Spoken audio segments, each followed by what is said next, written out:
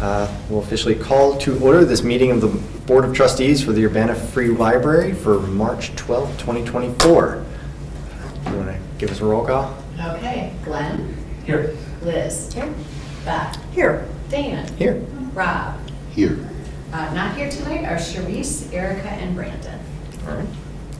Are there any additions, corrections, or modifications to the agenda as it currently stands?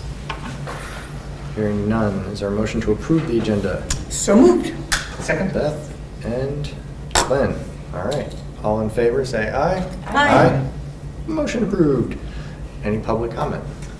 No, you all look like you work here. None came through email either. All right. Well then, our first order of business is introducing a new collections manager, I believe.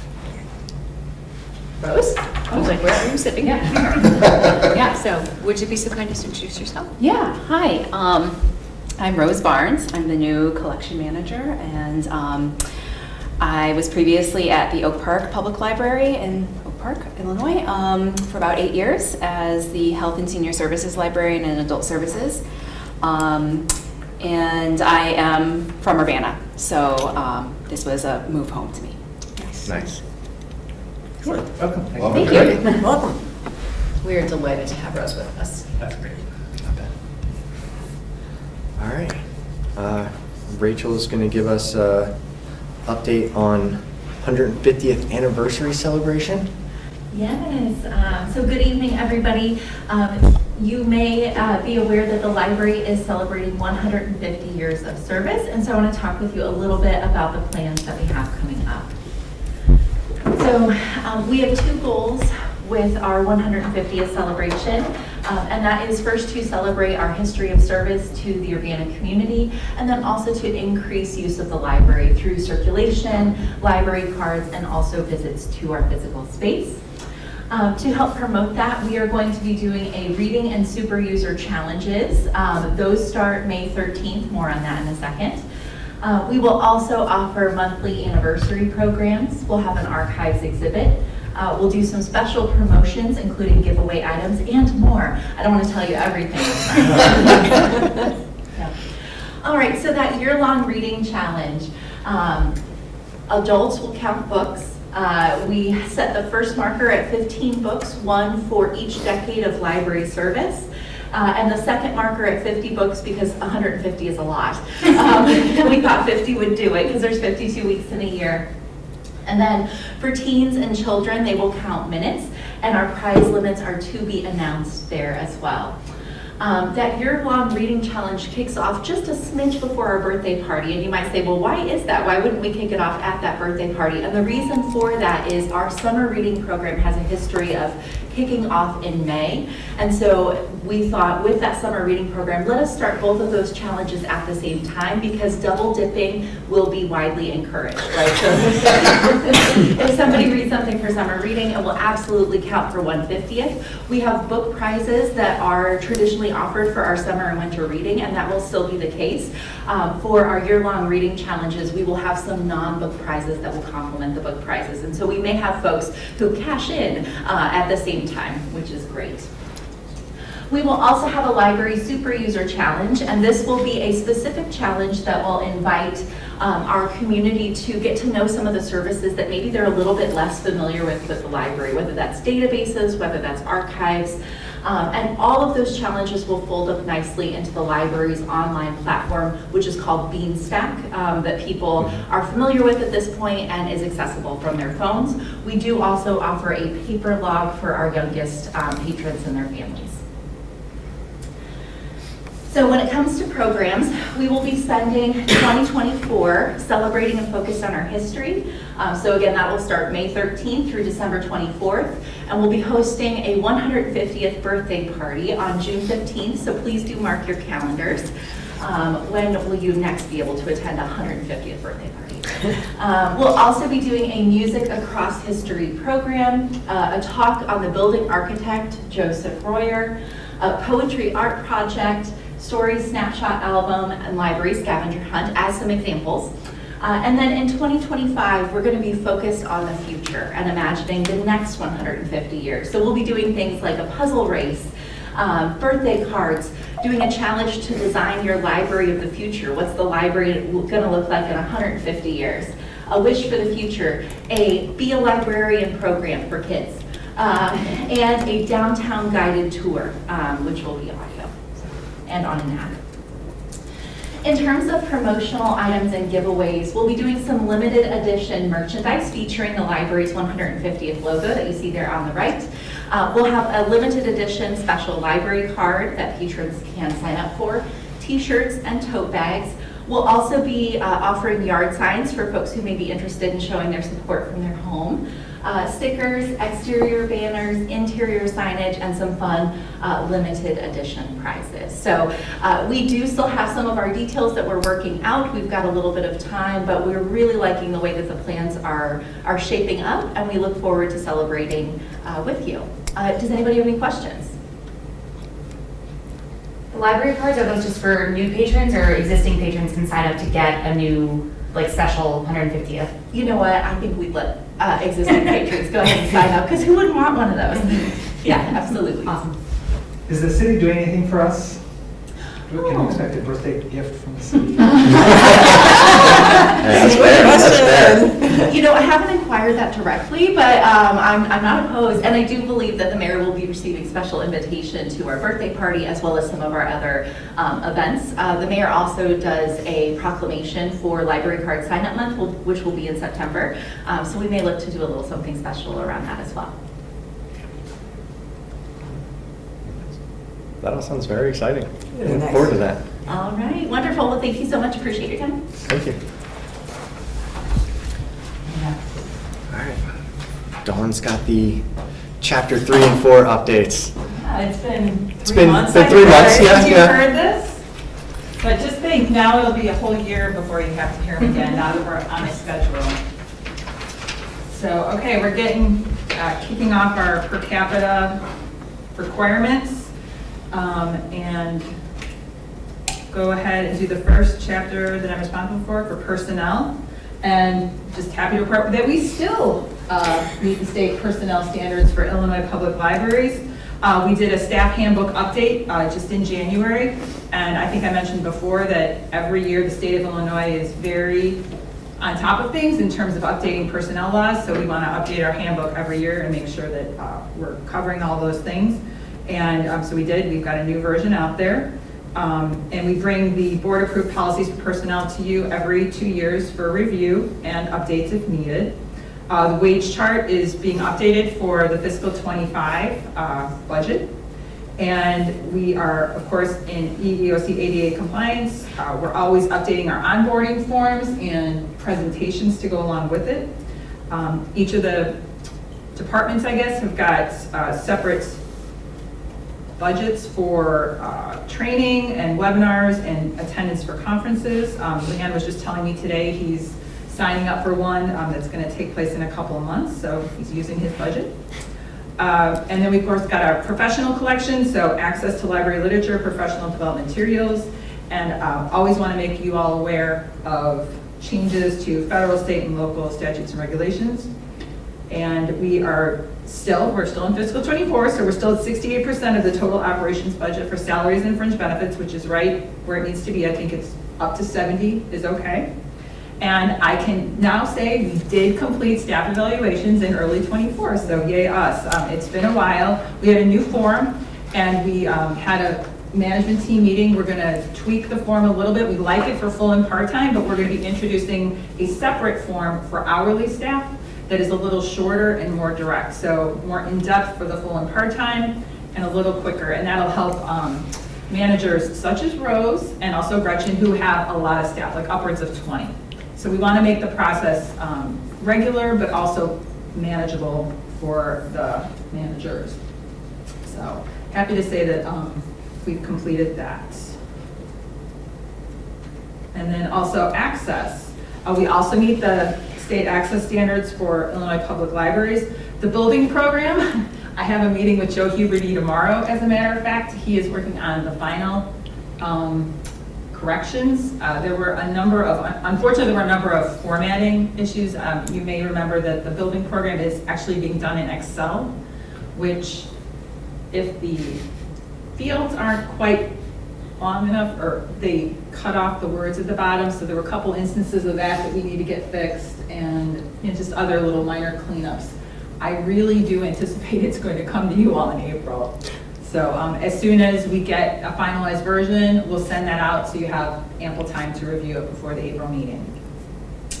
ADA requirements met throughout the building, adequate, safe, well-lighted parking, adequate signage. We still do need to update that. We still do not have a communications manager who would lead the charge to update our signage. So that will be a project for that person. The building can support current and future technologies, and you'll see when you see the building program, it does talk about having any renovated building in the current building ready for the future technologies. Sturdy and comfortable furnishings. I can't remember if I pointed this out, but that bottom picture there is new furniture that's in children's right now that is right next to the new Easy books. So really encourages kids to curl up with a book, or the two-seated with parents to have it read to them.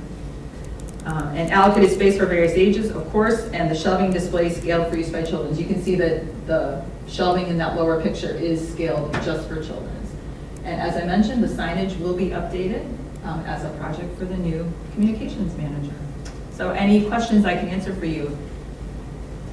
Basically one update since I talked to you last. We did the evaluation. So anyway. That's important. Just a quick feedback, I can vouch for my own test subject that the furniture and the shelving works as intended.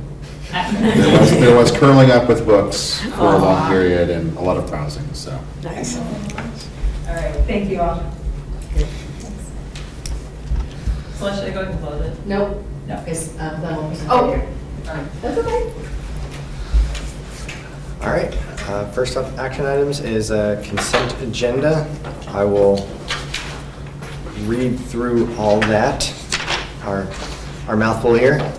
Included in that consent agenda is board meeting minutes of February 13th, 2024, payroll for February 23rd, 2024, totaling $118,753.23, payroll for March 8th, 2024, totaling $119,463.43, sorry, 46 cents.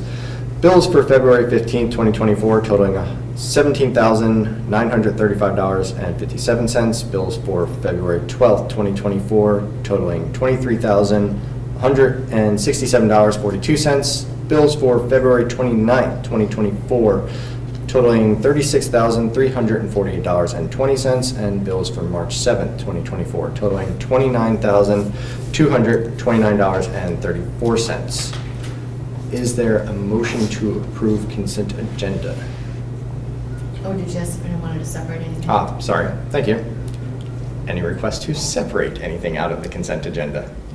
Hearing none, is there a motion to approve consent agenda? All right, Glenn? Second. And give that one a list. Go ahead. All in favor, say aye. Aye. Aye. Any opposed? None. Consent agenda passes. We have a single individual action item, 8.1. This is Resolution 2024 to approve the agreement with Consolidated Communications for the voice over IP system. Is there a motion for that? So moved. Beth? Seconded. I knew you wanted that, Rob. That's why you waved at me. All right. Any discussion, questions, comments on that? Everyone knows what we're getting into? Perfect. All in favor of approving 8.1, say aye. Aye. Aye. Any opposed? Hearing none, that one is passed as well. See, that was so quick and easy. And on to Glenn for his topic tonight.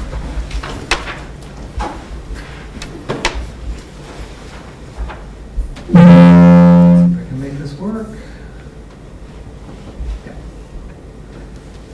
So thank you all. Dan said I can talk about anything I want related to libraries, so I decided to talk about my job because I thought it would be easy, but then I spent forever on it this morning because I wanted it to be good. I would like to talk to you about academic digital libraries for public use, in particular the one that I work at, which is the Hobby Trust Library. Perhaps some of you have heard of it. If not, I'll tell you more than you need to know about it now. The focus for me here is how these academically oriented resources can be very useful for the public and the public libraries, which I truly believe they can. It's up to you to decide whether they're being made good use of, you staff, or not, but I wanted to talk about it. It's an organization that I like very much and I'm proud of, so I wanted to tell you a little bit about it. The HathiTrust, I'll tell you what that means in a minute. HathiTrust Digital Library began in 2004 when Google and 5 research libraries, big ones, or at least the ones that the Google guys thought were the coolest, announced that they would scan everything in these giant libraries. So everything, as you all know, probably doesn't ever really mean everything, but it was an ambitious project. They were quickly sued, as you may recall. There was a lawsuit that was ongoing for many, many years that was resolved in favor of Google and the libraries. I chose not to talk about that today, although it's a fascinating topic. The subtleties of copyright and fair use, which I also think maybe next time I'm asked to do this, I'll do that, because I think it's an interesting topic. So very soon, other libraries joined this effort, and other companies tried to catch up, but they quickly decided that there was no money in it, which is a good thing from my point of view, and most of them have stopped. Not all of them, but most of them.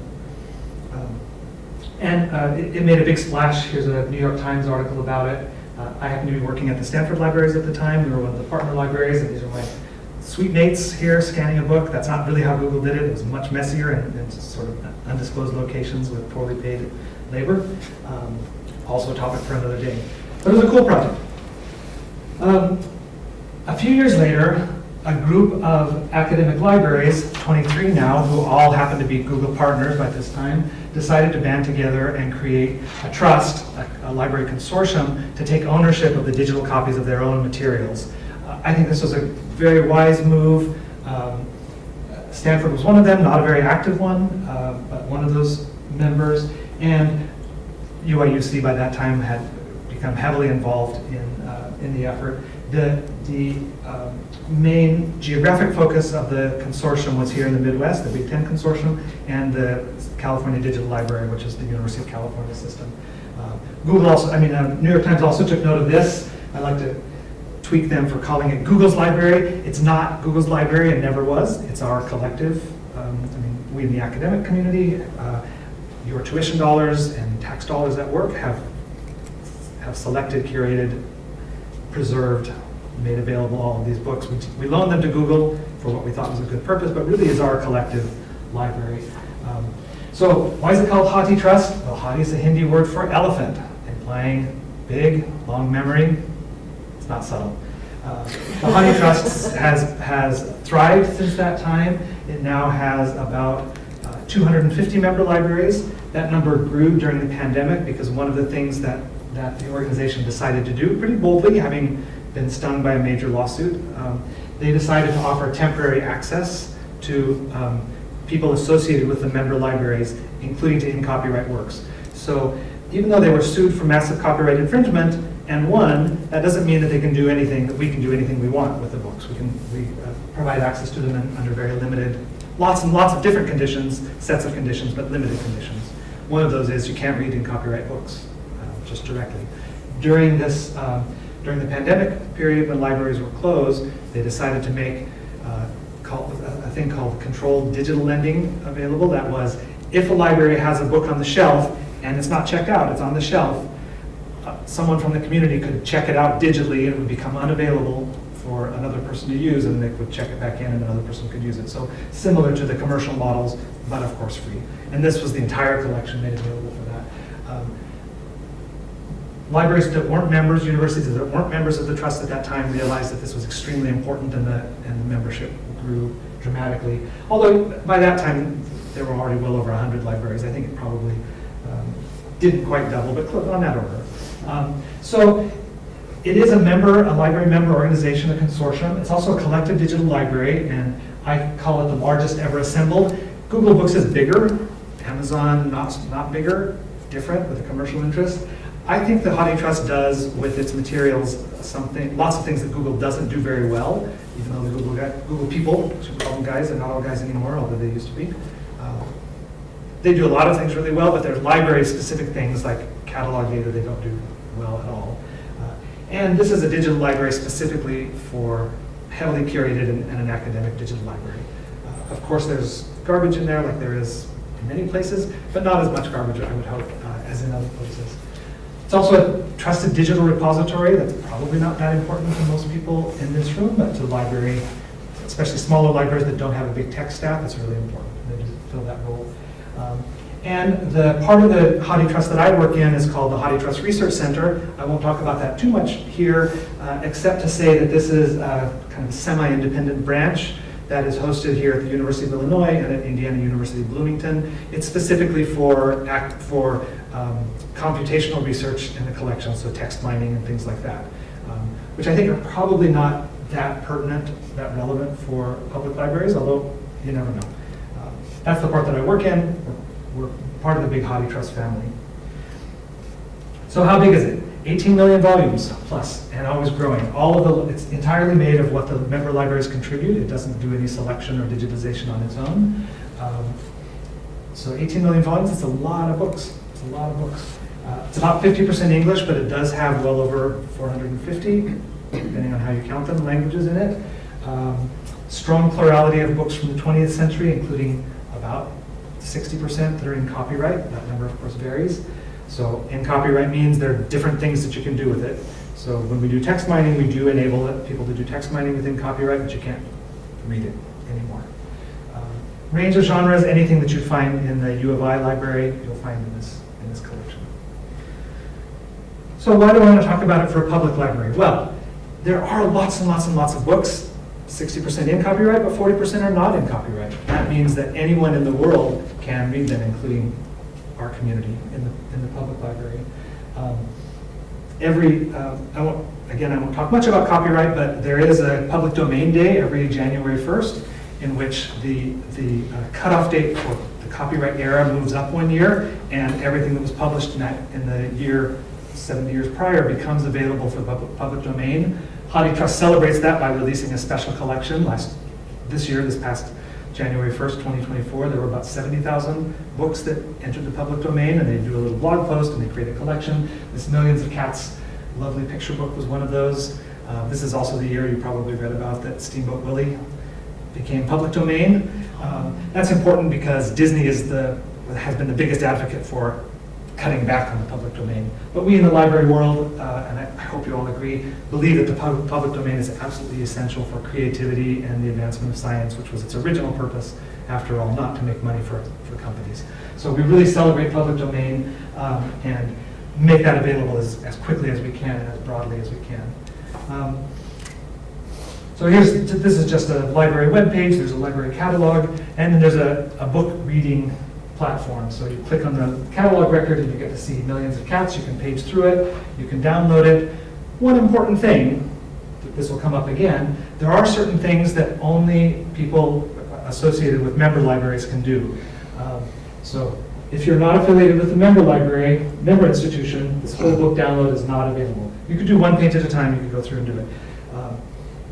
They do offer you a link to Google Books to download it there. The reason for this is not copyright, but because Google, in spite of being very generous with its time and scanning, is stingy with its licensing. And all of the libraries that loaned their books to Google signed an agreement that said they would not redistribute what Google scanned for them. So Google believes that its digital versions are its intellectual property.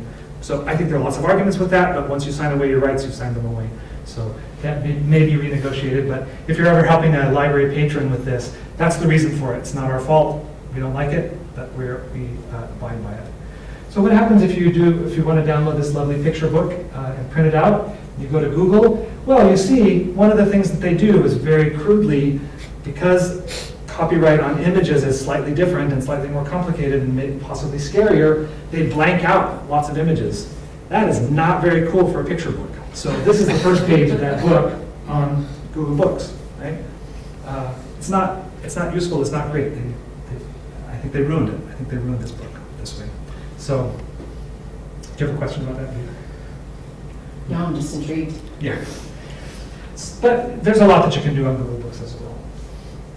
So I decided to do a very simple search on Champaign Urbana. I limited it to full view, which means things that anyone in the world, without logging in can see. We see lots of Johnson, Urbana, Champaign, Illinois City Directory. It's a funny periodical. Maybe there's one in the archives, I don't know, but lots of fun stuff there. Also, history of Champaign County with illustrations, and look at this little gem that I found, Urbana Free Library. Easy, it took me 5 minutes to find this and to zero in on it. Really easy to use. I think there's a lot to offer public researchers, genealogy researchers, local history people, and every other topic that you can imagine. An awful lot there. I mentioned that the Hobby Trust Digital Library curates some special collections. Every year they do this public domain collection. They also have lots and lots of other ones. Here are just a few of my favorites. Collection of American sheet music, all available for download. You can download it, print it out, play it on your piano. Women composers, U.S. federal documents, almost 1 million federal documents. And Hobby Trust does a better job of curating those and providing digital access to them than the federal government, just because the effort is a different sort of thing. And then there's an ancestry and genealogy collection, which I think is a little bit haphazard, but it has lots of things that you might not find in other places. So, since I didn't only want to be a shill for my employer, I decided to highlight a couple of other collections, also my employer, by the way. The University of Illinois also has very, very rich and lovely digital collections. They tend to be, whereas the Hobby Trust Library is everything that was on the shelf that Google came in and hoovered up to scan. It's kind of without too much regard for curation. The digital library collections at the U of I are very heavily selected, mainly rare books, manuscripts, photograph collections. There you see our lovely library on the top and a postcard from 1969, I believe. And the City Hall down the street, and lots of other things. These are also, when libraries do their own digitization, it's up to them to, they haven't signed away their rights to give it away for free. So all of these are publicly accessible, almost all of them. And I would encourage you to send people here as well, if they're interested, especially in local history, or any of the special collections that the U of I library has. And finally, the Illinois Digital Archives, which I didn't know about until I was bumbling around this morning, also with a very great collection, including digitizations of our own collections here, right, which we serve from there. So, my takeaway is only academic digital libraries. They're not for everyone, but there is certainly something for everyone. I think that's all I have to say about it. Yeah. So, you said during the pandemic, you got a lot more interest in another 250 libraries joined. So, I assume they're looking for part of their collections that don't exist in the trust for scanning. How do they avoid duplication? I mean, so you're not going to want to scan something that's already been scanned. Well, they don't avoid duplication. There are lots of duplicates. Oh, there are, So the okay. 18 million number is probably not an honest number, but you Okay, can't really count anything. There are plenty of duplicate scanning. okay, When they did that control lending, they were very careful about, the libraries just uploaded their catalog data and their circulation data uh-huh, to the big database in wherever it is, Indianapolis. And they were careful about that. okay, They didn't circulate sure, 2 copies at once. They didn't circulate, they probably did circulate multiple copies of the same digital file, Uh-huh. but not to the same library. okay, And a library doesn't have to have contributed its own copy. A library can borrow, the U of I could borrow Berkeley's copy, as long as the U of I has that book in their collection. I see. So, Because I'm thinking if you take the union of every single library, you would want like a unique set for the whole collection. I mean, that would be part of the power of this. So, yeah, just Yeah. think logistically, it's yeah, pretty it's- interesting. I'm sorry, I mean, I observed it from afar, but sorry to say that I wasn't there from the beginning to see how they actually did it. It was a really remarkable kind of a shoestring operation. I didn't mention that it's based at University of Michigan, Ann Arbor. That's where the heart of Hobby Trust is. We just have our little branches here for research purposes. But yeah, they really did a masterful job of getting the community together and doing technology that would merge catalog records and deal with duplication and make sure there were unique IDs for everything. It's just a mess of things they had to worry about. That's a great question, yeah. But it is duplicative. Okay, yeah, fascinating. I was kind of surprised to hear how much of the Hobby Trust collection in particular is copyrighted, like 20th century material. But I also was thinking, okay, well, in the history of humanity, like probably that's an issue of scale. There's a lot more content That's right. for the 20th century. Has there been, though, like as part of this over the last 20 years, are there particular initiatives for getting historic things from previous, I'm sure, obviously things have entered.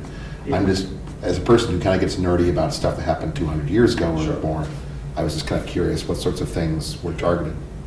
If you know. Again, this is up to the individual member libraries, but certainly I've observed that libraries are very, very keen to share their cool stuff. And a lot of their cool stuff is old stuff and out of copyright. So the libraries definitely do that. Everything that's in the U of I digital collections, for example, that is a book. So Honey Trust only collects books. It doesn't do photographs or has some manuscripts, but it's not a focus. Everything that's a book scanned from the U of I also goes into Honey Trust. So this digital collections website that I showed you is its own curated collection, whereas Honey Trust is this big sea of kind of undistinguished, not undistinguished, Not the right word. indistinguishable, or difficult to distinguish, content. So there'll be duplication there as well. But most libraries, most big libraries certainly have their own digital collections. U of I is a great library, and I'm happy to highlight it, but Stanford also has its own, and Berkeley, and lots of people. Much of that included in Honey Trust. And if they want to add more, they do, and it is growing. But the percentages, I think, won't drop, because you're absolutely right that the number of books published in the 20th century vastly dwarfs all the other centuries. All right. Thank you very much for your attention. Thanks for inviting me. Thanks.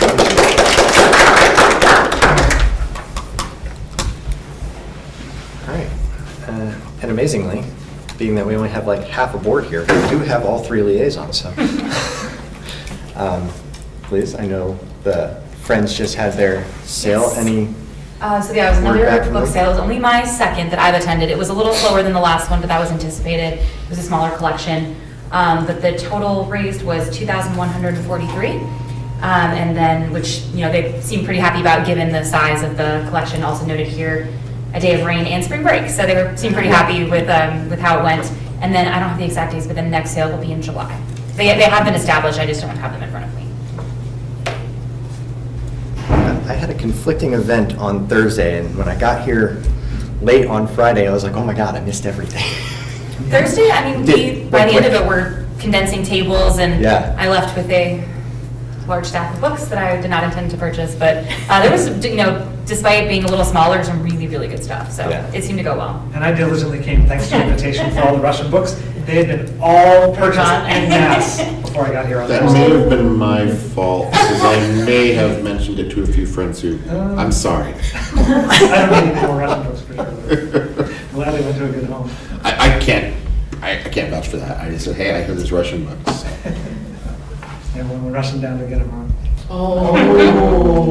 I'm sure that has been broken out on numerous occasions. Never. No. All right. For the foundation, two things I'll mention is one, they just switched the treasurer within the foundation. So the person has done it for a while, stepped down, and they immediately voted somebody else into that place. And then I don't know if both of these have gone through. I know they were working on two separate $10,000 donations that would have brought us up to around $77,000 for the goal for the year. Just one so far. Just one so far. All right. We're getting there, though. We're getting there. I tried to look it up, but I couldn't for the life of me figure out how to get a current Bloomerang report. I know it will come out automatically on the 15th, but I was trying to see if there was any way I could check that, but I don't think that I have access to it. All right. It's not just me. I wasn't just missing it. All right. Got it. So that was it for those. IHLS? I don't have a lot this month. Thank you, Celeste, for sending everybody the iLead links, and I hope we've all been trying to get around to that. I've been kind of distracted myself, but I'm going to get there pretty soon here. So please go ahead and check that out if you have not done so already. All right. Any admin reports? No, it was all in the director's report this time around. Amazing. Unless there is Oh, Rachel, yes. Alibi. So there is one item related to National Library Week. National Library Week is April 7th through the 13th. And I'm pleased to announce that this year Champaign Public, ourselves, and CUMTD are partnering up to celebrate. And so during National Library Week, anybody who shows their Champaign or Urbana library card can ride anywhere in town for free. Oh, very cool. So thank you, Rachel. No committee reports. The only thing I will say is my own brief purview right here is, if you guys didn't notice it, buried down there in the middle of the packet, page 49, there was a very nice note from a patron who is going through a bit of a rough patch and had nothing but the deepest appreciation and kind words for all of the assistance from the library, and that was just very heartening to see. So if you didn't catch that, dig through there, find it. It's really nice. Any new or unfinished business that I don't know about? All right, then hearing that, I think we're at record time here. Do I have a motion for adjournment? So, why is it? Sorry. Rob and Liz.